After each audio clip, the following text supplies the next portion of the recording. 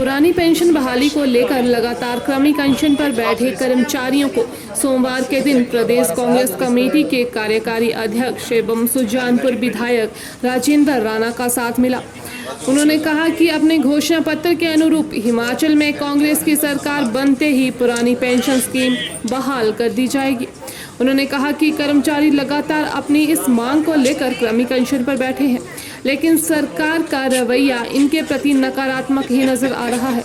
उन्होंने कहा कि पुरानी पेंशन योजना कर्मचारियों का हक है और ये कांग्रेस के सत्ता में आने के बाद ही इन्हें मिल पाएगी।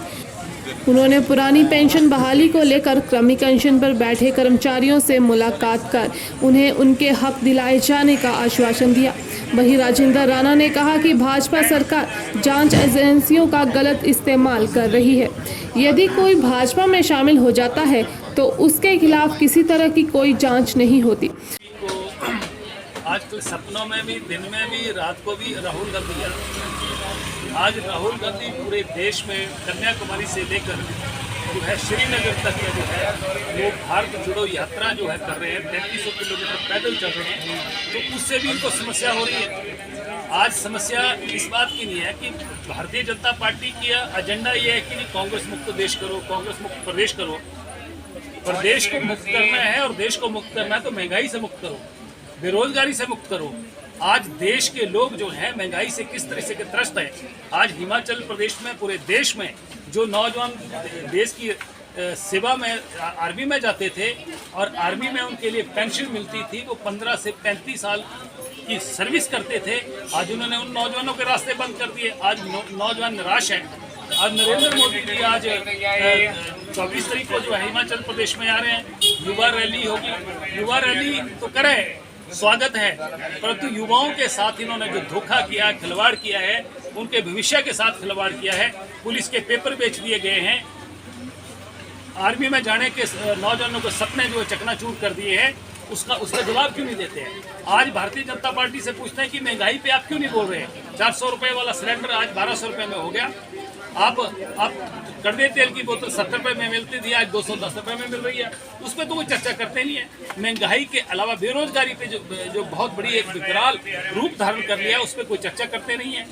हिमाचल प्रदेश में कर्मचारियों को पेंशन नहीं मिल रही है, उनके हक नहीं मिल रहे हैं, उस पर चर्चा करते नहीं है। विकास थम गया है, प्रदेश कर्जे में डूब रहा है। डबल इंजन की सरकार जो है वो उसका दोनों इंजन जो हाफ चुके हैं, उस पर कोई चर्चा नहीं करते हैं। सिर्फ वोट लेने की, लोगों को धर्म मजहब के नाम पर बांटने की, देश को हिंदुस्तान और पाकिस्तान की बात करके लोगों को राष्ट्रवाद के नाम पर भुगराने की बात के अलावा इनका कोई एजेंडा नहीं है। देश की अर्थव्यवस्था पूरी तरह डूब चुकी है, उस पर कोई चर्चा नहीं है। इसलिए आज देश का हर तबका जो है इस पार्टी से, इस सरकार से जो है इस वक्त परेशान है।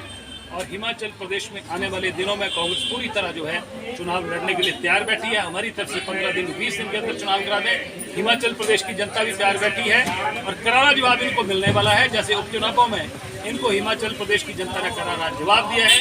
आने वाले समय में जो हिमाचल प्रदेश में जनरल चुनाव हो रहे हैं, इसके विधानसभा के, इनको पूरी तरह करारा जवाब जो हिमाचल प्रदेश के लोग देने के लिए बैठे। जहाँ जहाँ चुनाव होते हैं और जिन लोगों के ऊपर ये आरोप लगाती है भारतीय जनता पार्टी, एक आदमी पर आरोप लगाती है और उसको जो है सीबीआई और ईडी का, ये सीबीआई और ईडी जो हैं ये भारतीय जनता पार्टी की एक विंग बन चुका है, एक मोर्चा के रूप में काम कर रहे हैं। जैसे इनका महिला मोर्चा है, युवा मोर्चा है, वैसे ये ईडी और सीबीआई जो है काम कर रही है।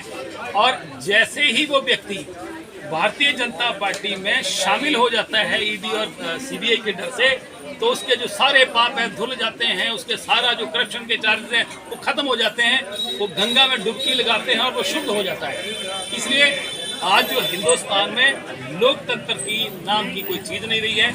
लोगों में खौफ है, लोगों को डराया जा रहा है, धमकाया जा रहा है। इस तरह की एजेंसियों का जो है दुरुपयोग किया जा रहा है। मुझे लगता है कि हिंदुस्तान की जनता को लोकतंत्र को बहाल करने के लिए ऐसी ताकतों को बाहर का रास्ता दिखाना चाहिए। परिवार है कांग्रेस, और कहीं ना कहीं किसी न किसी व्यक्ति की छोटी मोटी परिवार में रिजेंटमेंट रहती है, कई इश्यूज होते हैं, तो बैठ के रिजॉल्व हो जाएगा, इसमें कोई बहुत बड़ी बात नहीं है।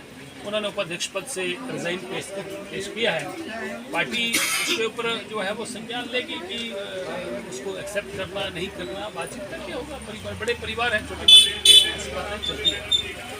सर प्रदेश का 1,32,000 एम्प्लॉइज जो कि न्यू पेंशन स्कीम में आते हैं, ओल्ड पेंशन स्कीम की डिमांड कर रहे हैं, और हिमाचल प्रदेश के चारों पार्लियामेंट हेडक्वार्टर पे प्रदेश के कर्मचारी जो कि ओपीएस की मांग कर रहे हैं, वो अनिश्चितकालीन हड़ताल पे 1 सितंबर से बैठे। आज मैं हमीरपुर में इनसे मिलने के लिए आया हूँ, और हिमाचल प्रदेश में कांग्रेस पार्टी बिल्कुल क्लियर है। घोषणा पत्र का पहला एजेंडा है कि छत्तीसगढ़ और राजस्थान की तर्ज पर हिमाचल प्रदेश में कांग्रेस की सरकार बनने पर हिमाचल प्रदेश में कांग्रेस जो है ओपीएस लागू करेगी। मैंने तो विधानसभा में भी कहा था कि लाखों प्रदेश का कर्मचारी जो आज सड़कों पे है, उसकी सामाजिक सुरक्षा का प्रश्न है। रिटायरमेंट के बाद उसके लिए जो है जब पेंशन नहीं मिलती है तो उसकी सामाजिक सुरक्षा जो है वो खतरे में है। उसको पैसे नहीं होंगे, उसके पास कैसे अपना जीवन या अपने परिवार का, अपनी वाइफ का कैसे वो यापन करेगा। इसलिए हम इसके हक में हैं, और यहाँ तक कि मैंने तो विधानसभा में भी ये कहा था कि सभी लोकसभा के सांसद और विधानसभा के सदस्य जिनके लिए पेंशन का प्रावधान है, कर्मचारियों को पेंशन दें, अन्यथा अपनी भी पेंशन बंद कर लें। मैंने तो यहाँ तक वकालत की, मैं इसके पक्षधर हूँ। हिमाचल प्रदेश की कांग्रेस पक्षधर है, और छत्तीसगढ़ राजस्थान की तर्ज पर हिमाचल प्रदेश में हम लोग सत्ता में आने पर जो है वो ओल्ड पेंशन स्कीम को लागू करेंगे।